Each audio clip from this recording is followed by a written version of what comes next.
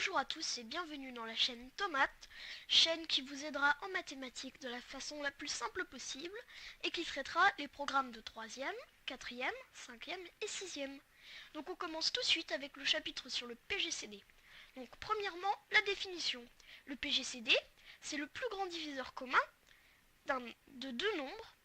Donc ces deux nombres, ils doivent pouvoir être divisés par le nombre qu'on cherche. Il faut trouver un résultat entier aux deux divisions et ça doit être le plus grand possible. Donc je sais que c'est pas très clair pour vous. Tout de suite, explication. Donc, si on prend 52 et 269, le PGCD de ces deux nombres, donc ces deux nombres sont entiers, ça doit être le plus grand même nombre avec lequel on divise 52 et 269 en trouvant un résultat entier.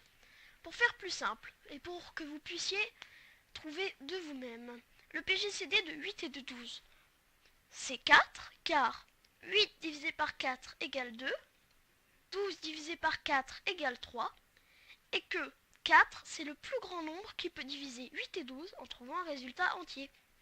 Donc voilà, donc il y a deux méthodes pour trouver le PGCD, on va les voir tout de suite.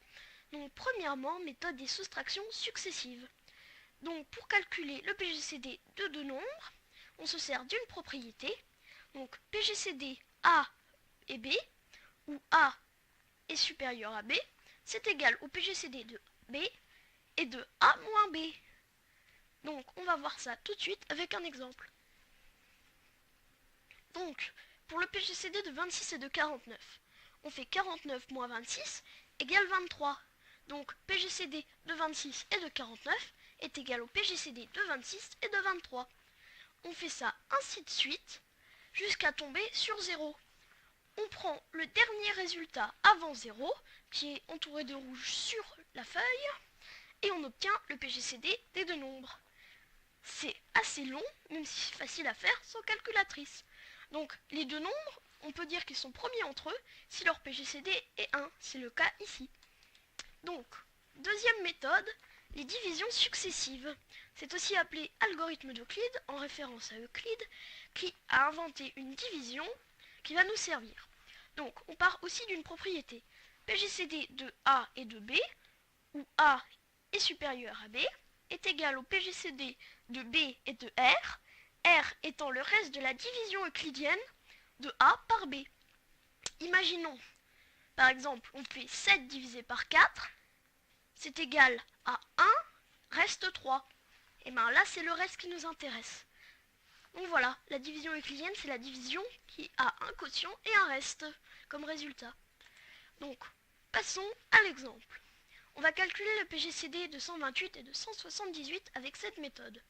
178 est égal à 1 fois 128 plus 50. Donc, PGCD 178 et de 128, c'est le PGCD de 128 et de 50. Donc c'est une méthode assez rapide qui peut se faire de tête, même si c'est beaucoup plus compliqué.